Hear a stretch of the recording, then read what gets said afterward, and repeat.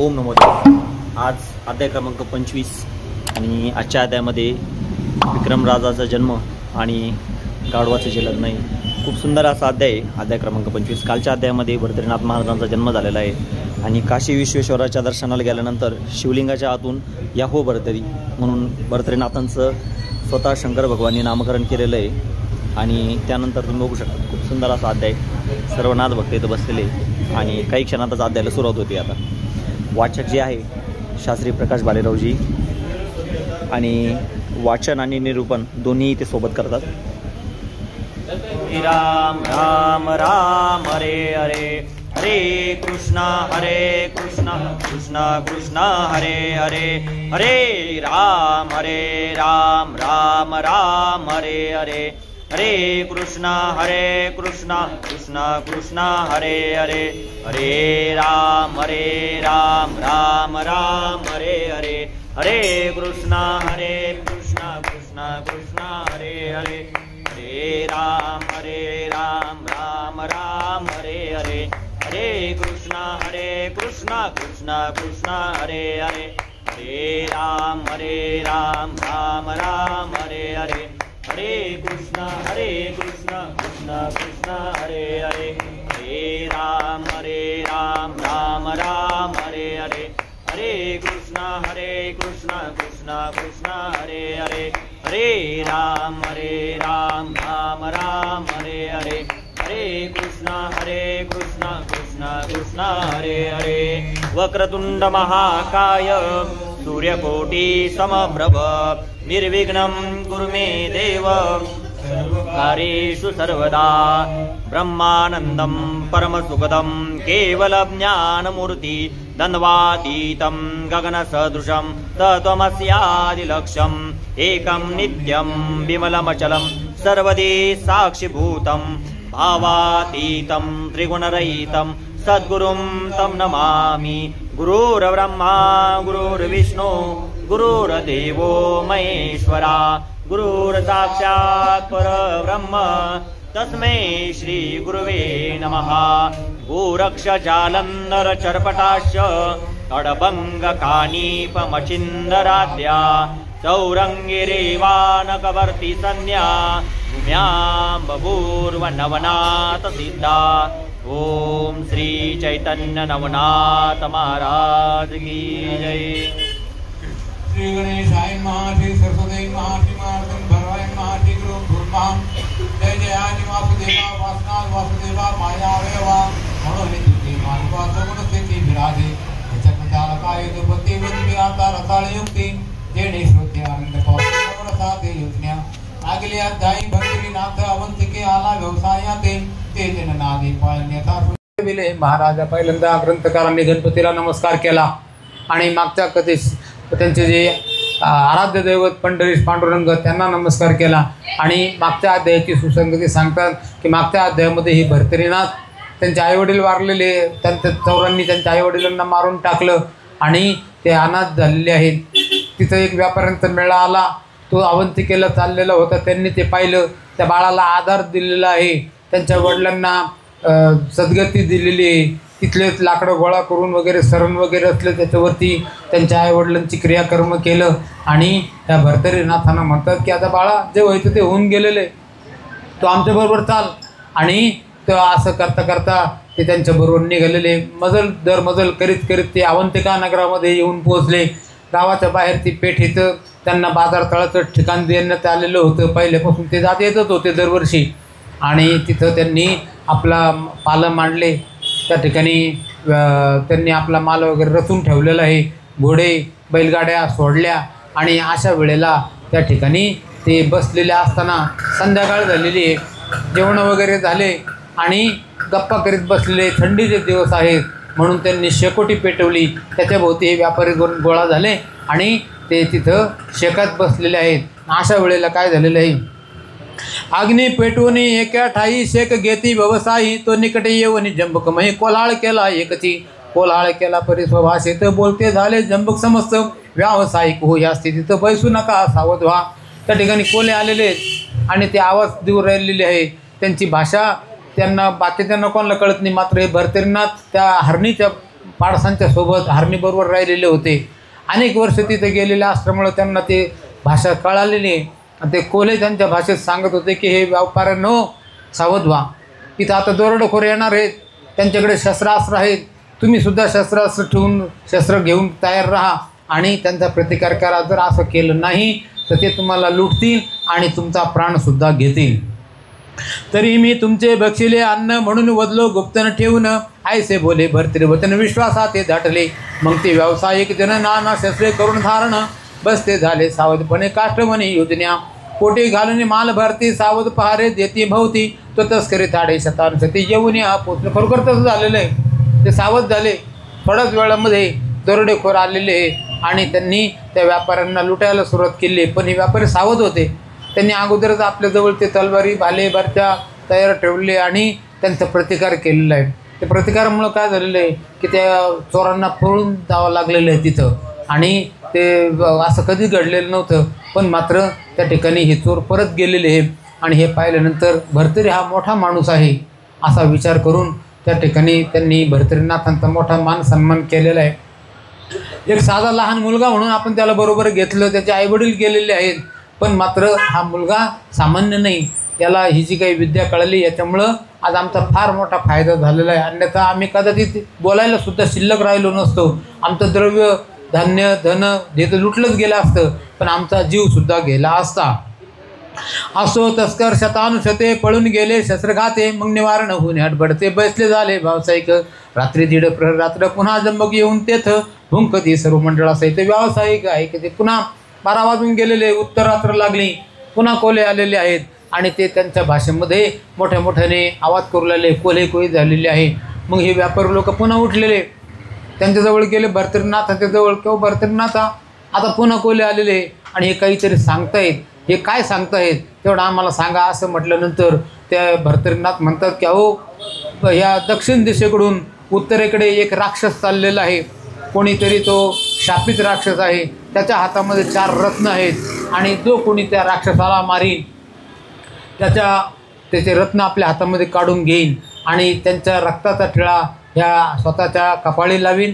त्याचप्रमाणे या अवंतिकेच्या वेशीवरती जाऊन तो टिळा 5 बोटं ते ठसा उमटवील तर तो ह्या अवंतिकेचा राजा होईल. मग कवी म्हणे तो दानव पूर्वी स्वर्गीचा होय गंधर्व, चित्रमा गंधर्व त्याचे नाव महाप्रतापी आगळा. तो सहजस्थिती कैलासासी जाता झाला भावे मानसी, तो उमे सहजुती कर्मासी शिव वैसले खेळत.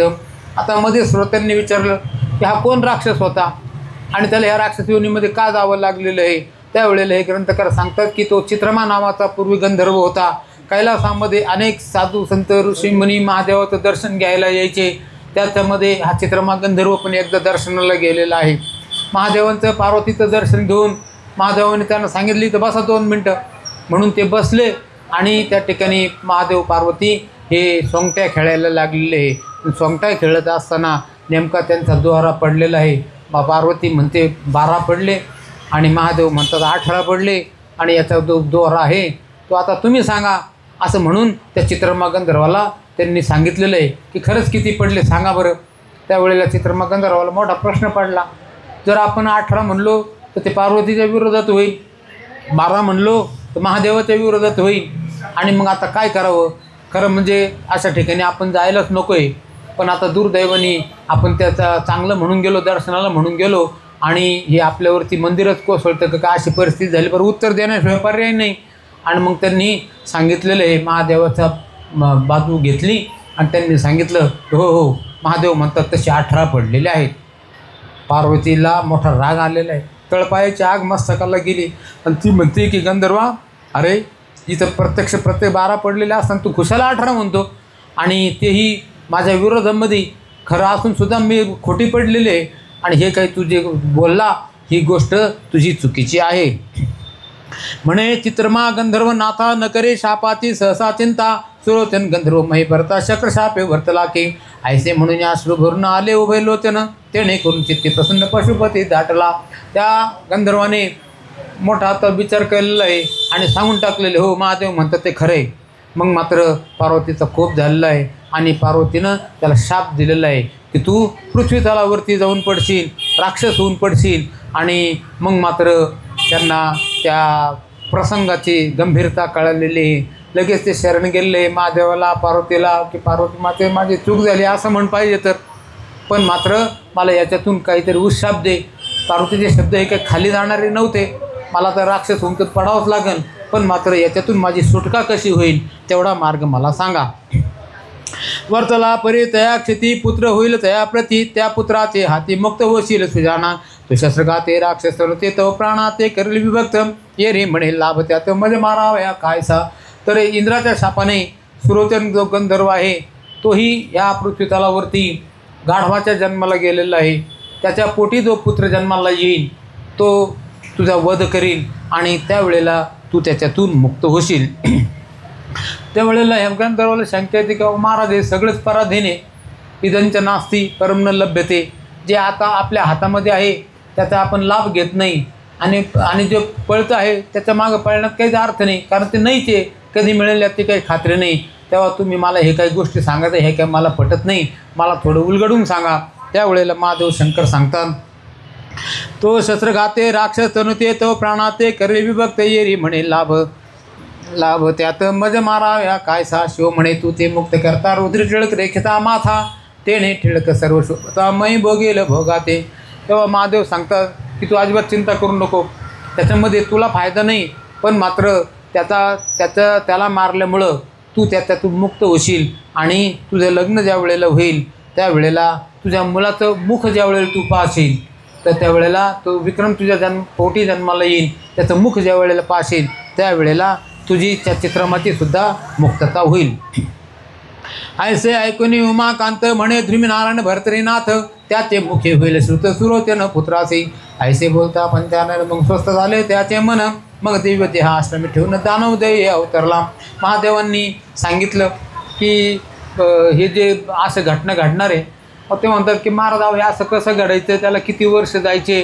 ते म्हणतात की आता नाईलाज आहे, जे काही घटना घडून गेलेली आहे कर्मचं जे फल आहे हे काही चुकणार नाही. आपण त्यावेळेला गंभीरतेने घेतलं नाही, पण मात्र आता मात्र तुम्हाला फलाच्या वेळेला मात्र ते गंभीरच घ्यावं लागेल.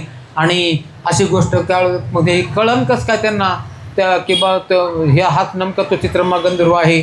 त्यावेळेला ते सांगतात की जे भर्तरीनाथ आहेत, नाथ महाराजांच्या मधले 6वे अवतार कबीर, हरी, अंतरिक्ष, प्रबुद्ध, आयुर्होत्र आणि जो 6वा अवतार ध्रुमीनारायण, त्या ध्रुमीनारायणाचे अवतार भर्तरीनाथ त्या ठिकाणी येतील आणि त्यांच्या तोंडून ही गोष्ट त्या चित्रमा गंधर्वापर्यंत कळेल. कवी म्हणे हो ऐका वचन अमरपुरी पाकशासन, सभेस्थानी सभा करून गंधर्वाधिक बसले. पुढे अप्सरा नृत्य करती नेटके हावभाव दावती, तिलोत्तमा मेनिका युती अर्कज होती लावण्य. मध्ये श्रोत्यांनी विचारलं अहो तुम्ही पहिल्यांदा याचा विषय सांगितलेला आहे, आता तुम्ही चित्रमाचा विषय सांगतात, हा चित्रमा गंधर्व का असा याच्यामध्ये गेलेला आहे. त्यावेळेला ते सांगतात की महाराज त्याची गोष्ट झाली. इंद्राच्या दरबारामध्ये एकदा मोठा कार्यक्रम चालू होता. अनेक तिथल्या ज्या देवस्त्रिया, अप्सरा, उर्वशी, तिलोत्तमा, मेनका वगैरे ह्या नाचत होत्या आणि त्याच्यामध्ये हा जो चित्रमा गंधर्व आहे हाही तिथला एक सभासद होता. त्याला तिथं बसण्याचा अधिकार होता. त्यांची जी काही दैवी शक्ती होती, तपश्चर्या होती, त्याच्या योगाने त्याला ते स्थान मिळालेलं होतं. पण मात्र अतिउच्चपणी थोरही बिघडतो हा बोल आहे खरा.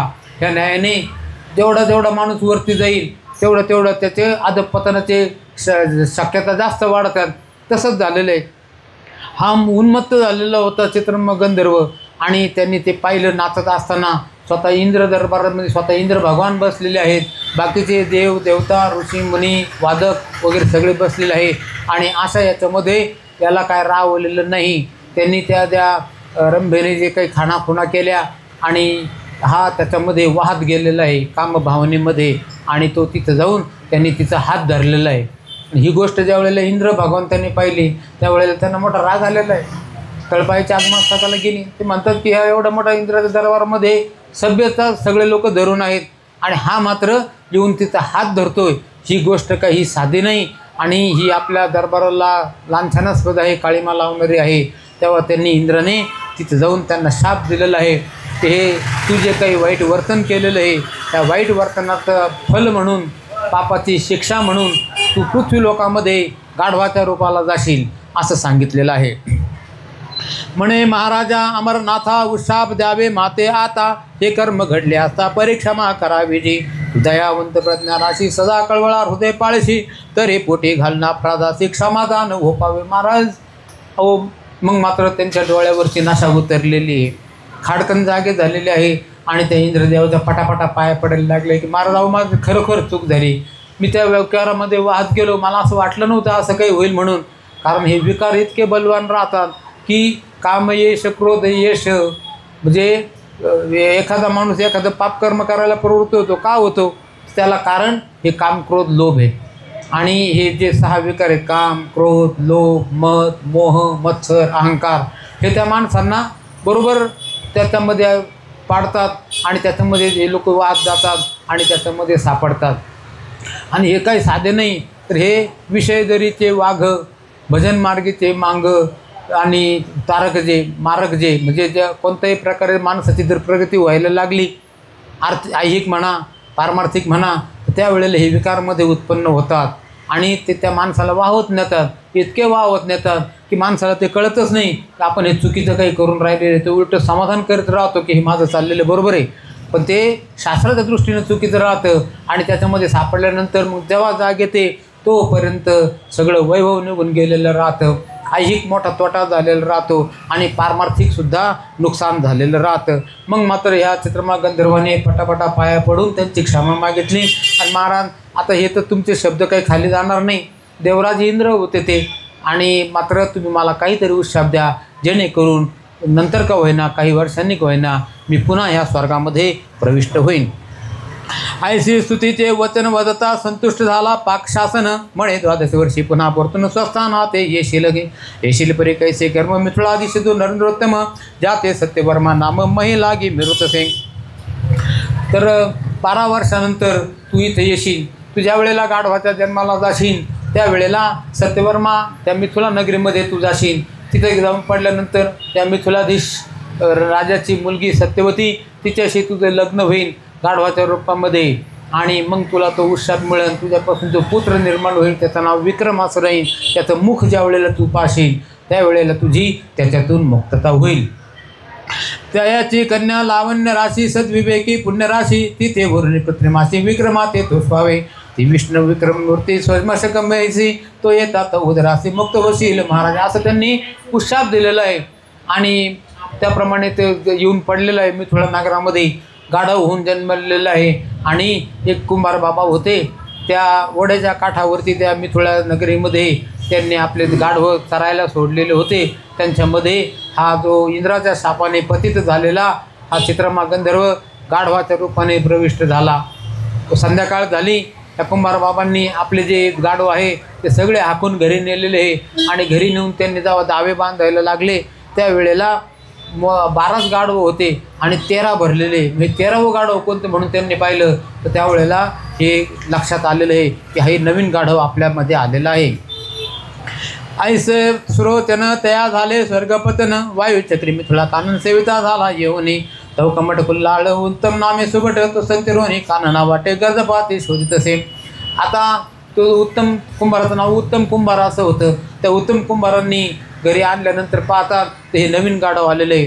हे कोणाचं गाढव असावं, तुकारीनं आपल्याकडं आलेलं आहे असं म्हणून त्यांनी त्याला ठेवून घेतलेलं आहे. रक्षला परी एकटा द्वारे गर्धम मनी विचार करी, एकांती एकट्या परी कमट कुल्लाळ हे ठेविला.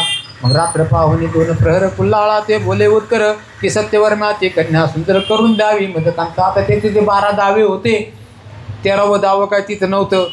त्यांनी काय केलं, मग त्याला दुसऱ्या एका दालनामध्ये कोपीच्या एका भागामध्ये त्याला नवीन दावं तयार केलं आणि तिथं त्याला बांधलेलं आहे. आता हा गाढव हा गंधर्व होता, याला उपजत ज्ञान होतं, पूर्वीचे संस्कार जागे होते.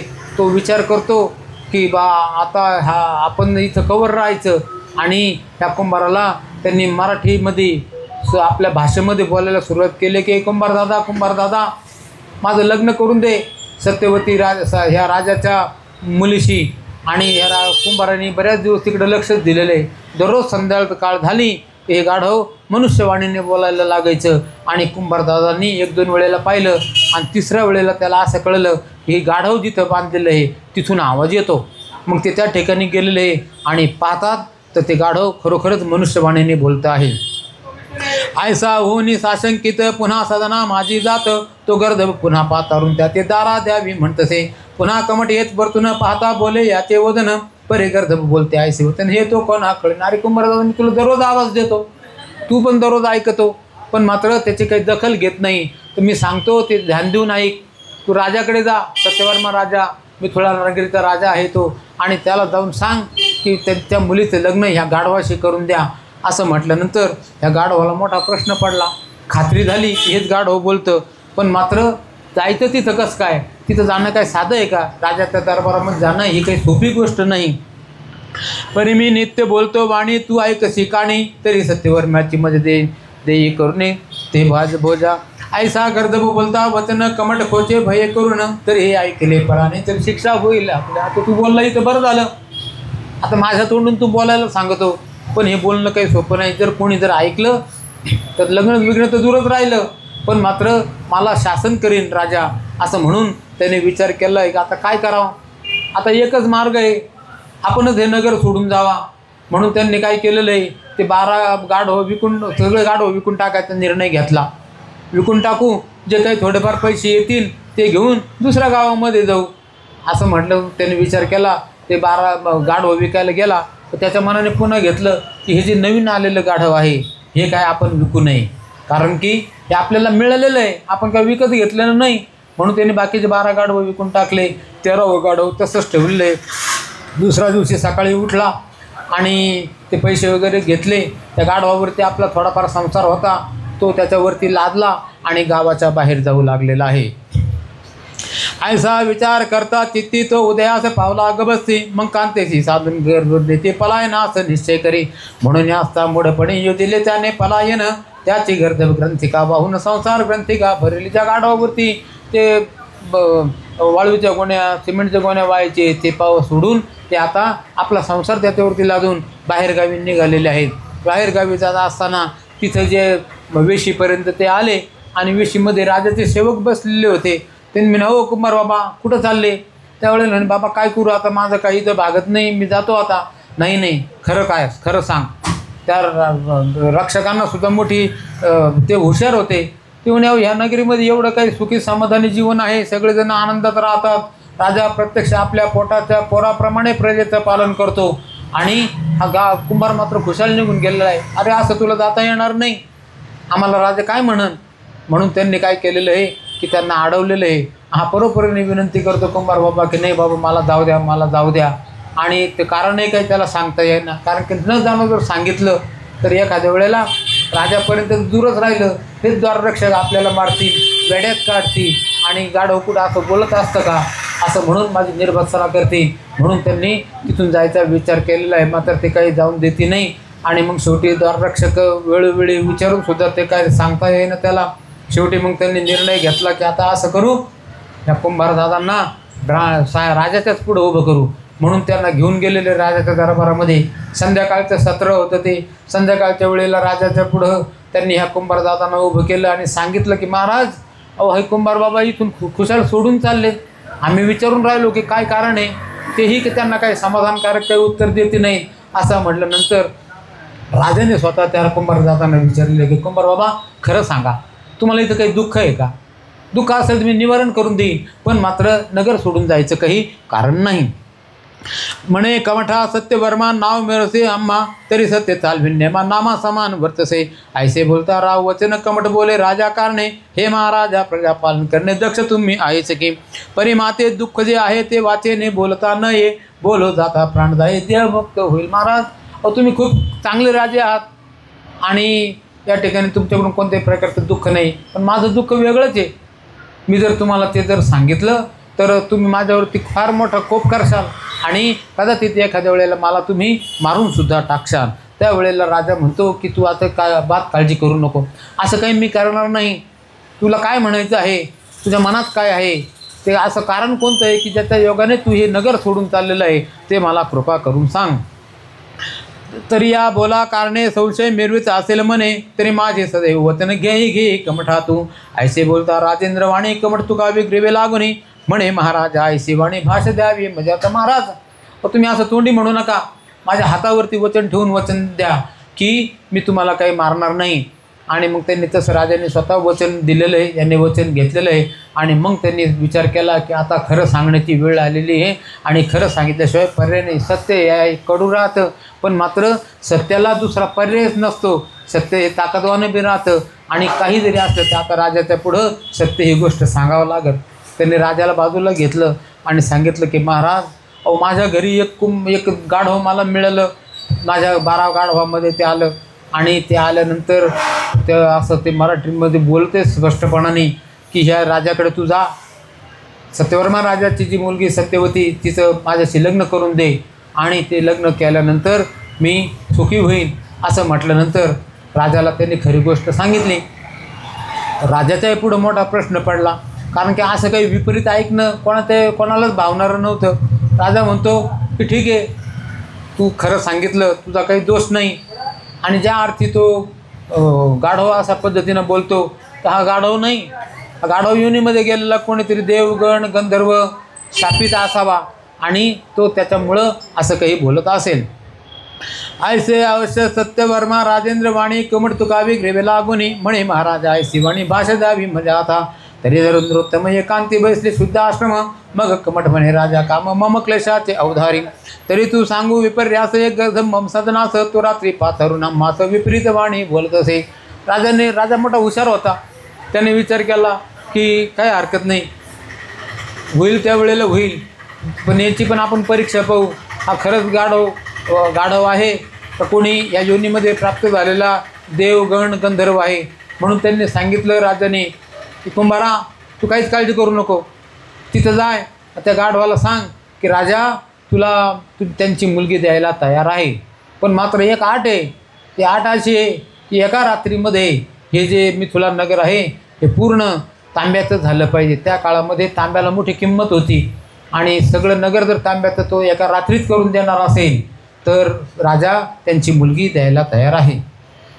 ऐसा विचार करून चित्ती बोलता झाला कमठाप्रती म्हणे कमठा भय चित्ती धरू नको हित तू म्हणावा सर्वथा कोणीतरी असेल देवता परीक्षे बिन माझे चित्ता पशुवेशे नटलासे तरी आता कुशळपणे दावू आपले भावलक्षण आणि तयाची परीक्षा करून सत्यवती होपावी. आणि आपल्याला उपवर झालेली आपली मुलगी, आपल्या मुलीचं लग्न आपल्याला करायचंच आहे, पण मात्र हा आता नवीन प्रश्न तयार झालेला आहे आणि तोही तिच्या लग्नाच्या संबंधितच आहे. जर खरोखरच जर कोणी देवगण गंधर्व असतील तर ते प्रगट होतील आणि आपल्याही मुलीचं लग्न लावून जाईल, नसतील तर हा विषय तिथंच संपून जाईल आणि मग आपल्या मनामध्ये ध्यास तरी राहणार नाही कोण हे काय हे. आपल्याला पुन्हा रुखरुख रागायला नको. राजाने असा थोर विचार करून त्या ठिकाणी कुंभाराला सांगितलं. कुंभारदादा घरी आलेले आहे, रात्रीचा वेळ झाला. पुन्हा कुंभाराने आवाज दिला, कुंभारदादा अहो मी सांगितलं तुम्ही काही केलं का नाही. आणि त्यावेळेला कुंभारदादा सांगत आहे की हो मी सत्यवर्मा राजांकडे जाऊन आलो आणि त्यांना सांगितलं की त्यांची मुली जर तुमच्याशी लग्न करून द्या गाढवाशी. त्यावेळेला सत्यवर्मा राजांनी मला सांगितलं की हरकत नाही, की माझी मुलगी त्यांना नवरी म्हणून देईन, पण मात्र एका रात्रीमध्ये तुम्ही हे जे नगर आहे हे तांब्याचं करून दिलं पाहिजे. ऐसे बोलता पशुयुक्ती कमट उत्तर दे त्याप्रती म्हणे महाराजा कृपा प्रतिश्रुत केले आहे मी राम झाल्या ताम्र सदनी अर्पिन तया ते नंदिनी ऐशा बोल प्रकरणी बोलला आहे नरेंद्र तो तरी ऐशा बोला सरळा असेल काही दावा कळा तुष्ट करून नरेंद्र पाळा सत्यवती भरावे. तर तुम्ही जर खरोखरच जर कोणी देवगण गंधर्व असतील, तुमच्यामध्ये जर खरोखर ती ताकद असेल तर तुम्ही सगळं तुमचं बळपणाला लावा आणि हे जे आव्हान आहे स्वीकारा आणि एका रात्रीमध्ये ही पूर्ण नगरी तांब्याची करून द्या. मग सत्यवर्मा राजा त्यांची जी मुलगी सत्यवती ही तुम्हाला अर्पण करीन. ऐशी कमठ बोलता वक्ती हास्य करी गंधर्वपती म्हणे राजाची विशालमती नवे कमठा ह्या प्रकरणी अरे हेम तगटे रत्न कोंदळी धरतो आराधिता वाणी तरी करून देतो येते क्षणी अमर नगरी समान की असं म्हणले राजा साहेब. हो म्हणे. त्यावेळेला ते त्या गंधर्वाला मोठा हसू आलेले. ते म्हणतात अरे तांब्याचंच काय, तुम्ही आणखीनही चांदीचं सोन्याचं जरी नगर करून मागितलं असतं तरीसुद्धा मी दिलं असतं, पण काय हरकत नाही. राजा आपली परीक्षा पाहतोय, राजाही मोठा हुशार आहे म्हणून मी त्याप्रमाणे करून देईन असं आव्हान स्वीकारलेलं आहे. तू जा आणि राजाला सांग की उद्या सकाळीच तुम्हाला हे सगळं नगर तांब्याचं दिसेल. तरी आता असो कैसे असो जैसे संचित जसे तैशी बुद्धी होय प्रकाशे प्रारब्ध बळे अनुक्रमे तरी कमठा हाती निगुती जाऊन सांगावे राजाप्रती की मी थोडा ग्राम ताम्रवती ग्रहण करे नरेंद्रा. आणि मग त्यांनी जाऊन सांगितलेलं राजाला. राजा विचार करतो मनामध्ये, हे कसं शक्य आहे, हे तर गाढव आहे. आणि निदान बा माणूस कोणी असतं तर आपल्याला वाटलं असतं याच्यामध्ये काही असेल ताकद, पण मग मात्र हे तर गाढव आहे आणि हे तर प्राण्यामध्ये आहे. आणि मग याला एवढी बुद्धी कशी काय होईल आणि एवढा हा नगर कसं काय करून देईल. त्यावेळेला राजा म्हणतो काय हरकत नाही, घोडा मैदान जवळ आहे, काय असेल ते सत्य उद्याला कळेल. आणि जर यांनी जर नगरीत सोन्याची तांब्याची कली तर मात्र आपल्याला आपली मुलगी त्याला अर्पण करावी लागेल. आणि जर नाही केलं तर मात्र यांना आपण काहीतरी शासन करू असा विचार करून त्यांनी तोपर्यंत हा जो सगळा विषय आहे हा मुलीला अजिबात माहिती नाही आहे. आणि त्या काळातल्या मुली होत्या की त्या आईवडिलांच्या पुढं नव्हत्या, त्यावेळेला त्यांना स्वातंत्र्य नव्हतं. नाही स्वातंत्र्य स्त्री तू मशी म्हणजे लहानपणी आपल्या आईवडिलांच्या आज्ञेत राहायचं, तरुणपणी नवऱ्याच्या आज्ञेत राहायचं आणि म्हातारपणी आपल्या मुलांच्या बरोबर राहायचं. अशा पद्धतीनं स्त्रियांचं हे होतं. गीतेमध्ये तो विषय आलेला आहे की स्त्रियांना स्वतंत्र असं स्वातंत्र्य नाही, त्यांनी ह्या पद्धतीने आयुष्यभर यांच्या आज्ञेतच राहायचं आहे. अशा पद्धतीनं त्यांनी ते सांगितलं. गंधर्वाला मोठं हसू आलेलं आहे. त्यांनी लगेच तिथं देवशिल्पी विश्वकर्मा महाराज यांना आवाहन केलेलं आहे. आता ते देवाच्या गटाचे होते, एकमेकांना मानणारे होते. आणि त्यांनी आवाहन केल्यानंतर स्वतः विश्वकर्मा भगवान त्या कुंभाराच्या घरी प्रगट झालेले आहे. आल्यानंतर त्यांनी विचारलं की गंधर्वा मला कशासाठी इथं बोलवलेलं आहे. आता ते गाढव रूप आपल्याला जरी माणसाला गाढव दिसत असलं पण मात्र हे देवदेव त्यांना जे जाणकार होते त्यांना ते गाढव गंधर्व होतं हे कळलेलं आहे. आणि त्यांनी विचारलं त्यावेळेला हे गाढव रूपी गंधर्व सांगतात की महाराज एका रात्रीमध्ये ही जी नगरी आहे ही तांब्याची करून पाहिजे. म्हणे सिद्ध करुणी सत्यवती कृपे उपजे माझे हाती आज रात्री ताम्रवती निज दृष्टीने पाहशील ऐसे पशुते वाघ वचन कमंड मुखे राबा ऐकून अवश्य कुल्हाळा ते म्हणून सदना ते पाठवी. प्रत्यक्ष होता विश्वकर्मा म्हणे महाराजा गंधर्वोत्तमा कवण कामिक काम वेदला असे महाराजा तुम्हाला काय काम पडलं म्हणून तुम्ही मला बोलवलं असं त्यावेळेला देवशिल्पी विश्वकर्माने विचारलं. त्यावेळेला ही सगळी घटना मुळापासून ह्या गाढवरूपी गंधर्वाने विश्वकर्मांना सांगितले. विश्वकर्मांनी काय हरकत नाही मी लगेच करतो अशा पद्धतीनं ते आव्हान केलेलं आहे. त्यांचे जे कारागीर आहेत त्या सगळ्या कारागिरांना बोलवलेलं आहे रात्रीमधून आणि ते जे नगर आहे ते पूर्ण तांब्याचं करून दिलेलं आहे. दुसऱ्या दिवशी लोक उठले आणि पाहतात तर घर तांब्याचं, भिंती तांब्याच्या, अंगण तांब्याचं, एवढंच काय पण दाराच्या चौकटी खिडक्या हे सुद्धा तांब्याचे झालेले आहे. लोक आश्चर्य करायला लागलेले. लोकांनी जाऊन सांगितलं राजदरबारामध्ये यावं हे सगळं नगर तांब्याचं झालेलं आहे. मग राजा मनामध्ये विचार करतो की हे असं झालं हे आपल्या बोलण्यामुळे झालेलं आहे. तोपर्यंत हा विषय सामान्य लोकांना सुद्धा माहिती नाही. आणि मग राजा आता पेचामध्ये अडकला. तर आपण बोलून बसलो की तांब्याची जर नगरी केली तर आपली मुलगी त्यांना देईन. आता काय करायचं. आपल्याला वाटलं होतं हे असं काही होणार नाही पण प्रत्यक्ष मात्र झालेलं आहे. तरी जगद्गुरु तू कर्म पाड निवारे तू माझे इतके साकडे ताम्रवती मिथुला कोट करून द्यावी महाराजा ऐसे ऐकता गंधर्वाणी मागले प्रेत्यता यामिनी विश्वकर्मा ग्रामधामी कृपा करून हासत असे तो ताम्रधातू अंगणा सहित धामे विराजली सुशोभित ऐसे पाहता अपरिमित ठक पडले सगळ्यांशी.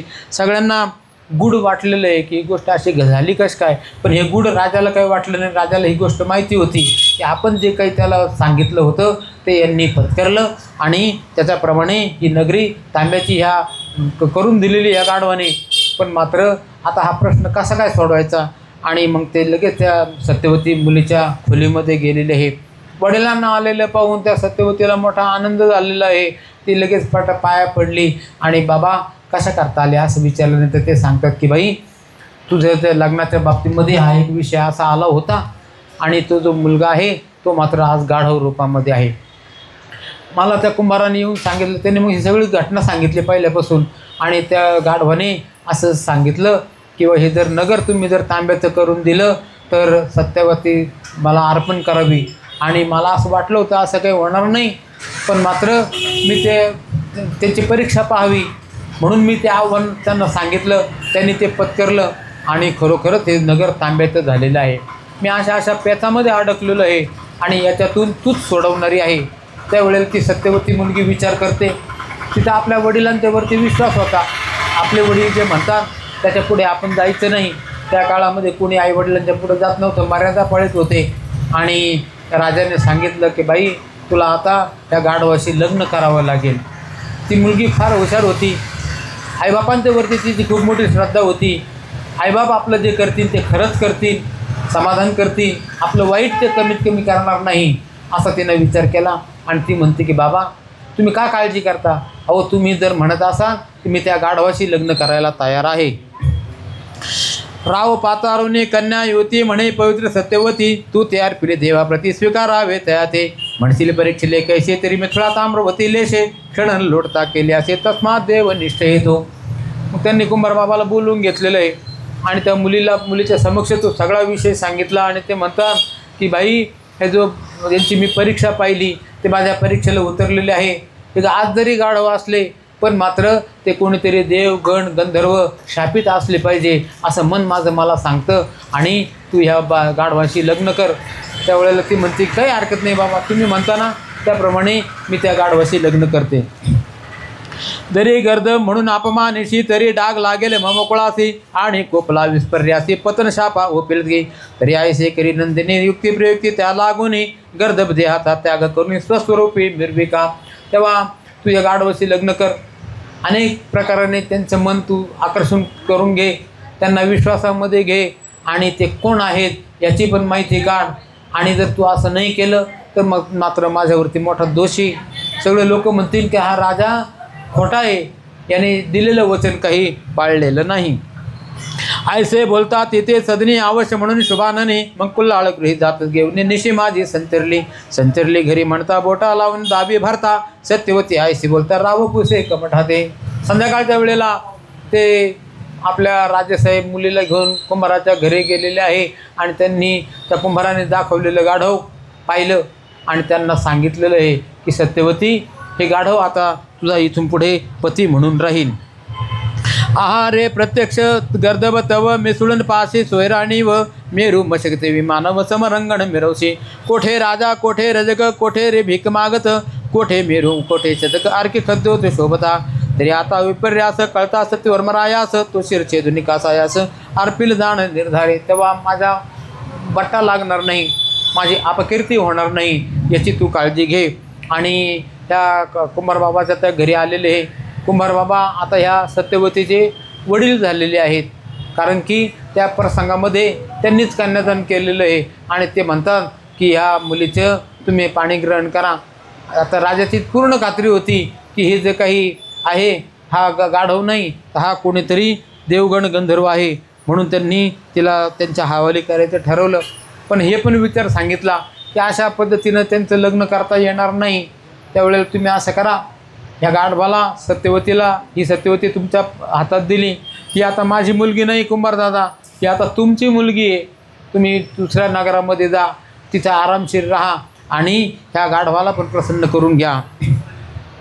पशु असती वाचा रहित हा गर्दभ बोलतो मात तरी हा पशु नये निश्चित प्रज्ञावंत समजेना म्हणून असते मूढपणे योजिले त्यांनी पलायने ते गर्दभ ग्रंथिका वाहुनी.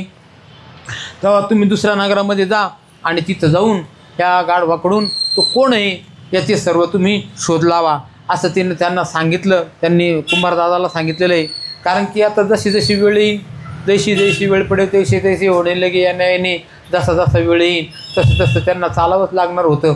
आणि मग ते शेजारच्या गावामध्ये गेलेले आणि ते गाव नेमकं अवंतिकाच आहे. त्या अवंतिकेमध्ये एका कुंभारवाड्यामध्ये त्यांच्या ओळखीचे जे काही सोयरे धैर्य होते, कारण खोल्या कोण देणार, तरी कोणीतरी ओळखीचं पाहिजे. मग त्यांना ती खोली मिळालेली आहे. त्या खोलीमध्ये हे गाढव कुंभारदादा ही मुलगी सत्यवती राहू लागलेली आहे. ऐसे बोलता तया पर गर्दभ बोलता झाला उत्तर राजा तो भाग्य थोर मी जावई असे तुझम. असे बोलता बोटा लावून जाबी भरता सत्यवती म्हणे ऐसे बोलता राव पुसे कमठाते. तेव्हा हे आता तुझे पती ते तिघजण निघालेले आहेत. मजल करीत ते अवंतिका नगरीमध्ये आले. अवंतिका नगर हे त्यावेळेचं उज्जैनी, त्या उज्जैना महाकालम जिथं हे ओंकार हे आहेत, उज्जैना महाकालेश्वर आहेत. आणि तारका ग्रहे आकाशम आकाशात तारका ग्रहे पाताले हाटकेश्वरम भूमंडले महाकालम. म्हणजे हे जे 3 स्वर्गमृत्यू पाताळामध्ये जे 3 लिंग आहे त्याच्यामध्ये आकाशामध्ये तारका लिंग आहे, ह्या पाताळामध्ये हाटकेश्वर आहे आणि पृथ्वी तलावरती हे महाकालेश्वर आहे. असं तीर्थक्षेत्र असणारं तीर्थक्षेत्र अधिक व्यापारी पेठ. त्या पेठेमध्ये त्यावेळेला अनेक लोक जायचे यायचे आणि तिथं जाऊन तिथलं व्यापार वगैरे करायचे. हे कुंभारदादाही त्याच नगरामध्ये आलेले आहे. एका भागामध्ये त्यांच्या सोयऱ्यांकडून त्यांनी ती खोली घेतली आणि तिथे ते जाऊन राहू लागलेले आहे. आणि त्याच्यापूर्वी ह्या राजाने त्या कुंभाराच्या मार्फत त्यांची ओळख करून घेतली. कुंभारदादा म्हणतात की राजेसाहेब आता हे तुमचे जावई. आणि त्या मुलीला पण सांगितलं की मुली हे ते गाढव आहे, हे तुझे आता पती. ती म्हणते की बाबा कुंभारदादा तुम्ही काही चिंता करू नका, मी वडिलांनी जे दिलेला शब्द आहे तो खाली पडून देणार नाही, कोणत्याही प्रकारचा त्यांना बट्टा लागून देणार नाही. हे माझे पती आहेत, मी यथाशक्ती ते माझं पातिव्रत्य हे निभावून. ऐसे त्याचे गर्दव देही लोक याते म्हणतील काही, परी या सोनिंदा प्रवाहित परिधन्य भाग्य तुझे की राजा एके मात शक्र शापे गर्दभ होत, हे विचरित कृत्रिम माते ना तरी सुरवत न गंधर्व मी. आता ते गाढव जसं कुंभारबाबांशी मराठी भाषेत स्पष्ट बोलत होतं त्या पद्धतीनं राजाशी बोलायला लागलेलं आहे. ते म्हणते की राजेसाहेब अहो मी काही गाढव नाही, मला ह्या इंद्राच्या शापामुळं अशी वेळ आलेली आहे आणि मी अन्यथा सुरोचन गंधर्व आहे. पण मात्र त्या ठिकाणी अशी घटना झाली. मग ती गोष्ट त्यांनी पुन्हा पहिल्यापासून सांगितली.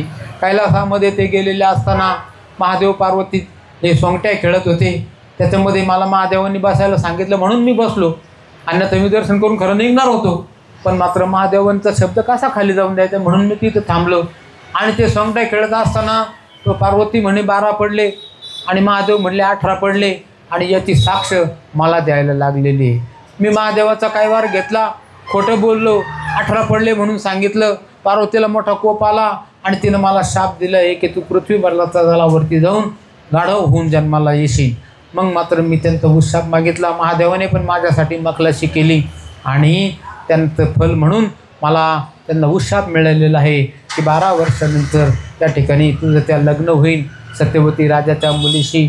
आणि लग्न झाल्यानंतर ते त्या जो मुलगा जन्माला येईल त्याचं नाव विक्रम असं राहील. त्याचं मुख ज्या वेळेला पाहीन त्यावेळेला ह्या सुलोचन गंधर्वाची ह्या गाढवाच्या योनीमधून सुटका होईल असं मला वचन दिलेलं आहे. राजाला हे ज्या वेळेला कळालं, प्रत्यक्ष गाढवाने सांगितलं, त्यावेळेला राजा म्हणतो की माझा जो तर्क आहे हा बरोबर आहे. अनुभवी लोकांचे अंदाज चुकत नाही. त्याला मोठा आनंद झालेला आहे की जाऊ द्या, मी चुकून का होईना बोलून गेलो पण मात्र ते खरंच आहे आणि माझा जो तर्क आहे तो हे कुणीतरी देवगण गंधर्व आहे हे खरं आहे आणि हा आपल्याला प्रत्यक्ष गंधर्वच जावई मिळालेला आहे. मग मुळापासून समळ कथा ऐकून तोषविले नृपनाथा, आयसे नृपे ऐकून वार्ता तुष्टचित्ती मिरवला. मग देऊन लावण्य राशी राव गेला स्वसदनासी, भरता देऊन सत्य होते शिकुलाळा ते प्रार्थन्या. कुंभाराच्या घरी त्या राजाने त्यांचा गंधर्व विवाह करून दिला. गंधर्व विवाह म्हणजे दुसऱ्या पद्धतीनं, म्हणजे जे आपल्या पद्धतीने जे लग्न होतं नवरा नवरीला लग्न उभं करून त्यांचे देव ब्राह्मण अग्नीच्या समक्ष जे मंत्र म्हणून मंगलाष्टक म्हणून जो विवाह केला जातो तो आपला सामान्य विवाह. आणि हा गंधर्व विवाह म्हणजे तिथं फक्त काही लोकच मर्यादित आणि त्यांच्या ठिकाणी त्यांनी त्यांचे आशीर्वाद घेतलेले राजाचे. आणि राजाने सांगितलं की कुंभारदादा तुम्ही आता हिचे पिता आणि ह्या गाढवाला ही माझी कन्या मी अर्पण केलेली आहे. मग देवनी लावण्य राशी राजा गेला स्वसदनासी, भरता देऊन सत्य होतेसी कुलाळा ते प्रार्थन्या. रावदाता स्वसदनासी कमट सत्य होतेसी घेऊन अवंतिकेचा मार्ग धरून गमन करते रात्री. तो असंही पद्धतीनं ह्या मिथिळा नगरीमध्ये त्यांचं लग्न झालेलं आहे आणि हे राजा त्यांना आशीर्वाद देऊन निघून गेलेलं आहे आणि हे आता अवंतिका नगराकडं चाललेले आहेत. आता ते अवंतिका नगरामध्ये जातील, पुढं मग काय काय घटना घडतील तो सगळा जो विषय तो पुढच्या अध्यायामध्ये येईल. असो आता पुढले अध्यायी सत्यवती करील काही, त्याची कथा परिसावी अवधान देऊन या. धुंडी सुंदर हरिवंशी मालू नटला संत सेवेसी, सेवा प्रसाद तयापाशी रात्रंदिन मागतसे. स्वस्ति श्री भक्ति कथा सार संबंध गोरष्ट किम्यागार सदा परिसुत भाविक चतुर पंचविंशतमाध्याय गौड़ः श्रीकृष्णार्पणमस्तु शुभं भवन्तु श्री गणेशाय नमः श्री सरस्वती नमः श्री मार्तन भरवाय नमः श्री गुरु बृहन्मः जय जयाजी कमला कांता सर्व साक्षी आदि मूर्ता पूर्ण ब्रह्मा सनातन ज्योत रुक्मिणीपते जगदात्म्या हे दीनबंधू धीरानाथा मुनिसमनरंजना कृपा सिंधा तरी तू सुबोध बोधू प्रसन्न सत्य वद्विका मागील अध्यायी कथन गंधर्व नामी सुरोचन शक्रशापे गर्द भोगन सत्यवती भरेली तरी हा सो मागील कथा सिंहावलोकनी पाहता कमट कुल्लाळ कानन पंथा अवंतिके जातसे गंधर्व नगरी संसार वाहून स्वदारे सहित सत्यवती रत्न मार्गी चालता मुक्काम मुक्काम अवंतिके पातला विठ्ठल विठ्ठल विठ्ठल विठ्ठल विठ्ठल भूत चिंतन श्री गुरुदेव दत्त ओम श्री चैतन्य नवनाथ महाराज की जय साईनाथ महाराज की जय सर्वदा योग तुझा घडावा हे कारणी देह माझा पडावा अपेक्षू नको गुणवंता अनंता मागणे हेची आता राजा शरानी मनदाय माझे त्याच्या ठिकाणी निज रूप तुझे मिठे वितो मस्तक ज्या ठिकाणी तेथे तुझे सद्गुरु पाय दोन्ही जय रघुवीर समर्थ हरी विठ्ठल श्री ज्ञानदेव तुकाराम नाथ महाराज की जय ईश्वर महाराज की जय गुरु तुकाराम महाराज की जय निरंजन आदेश।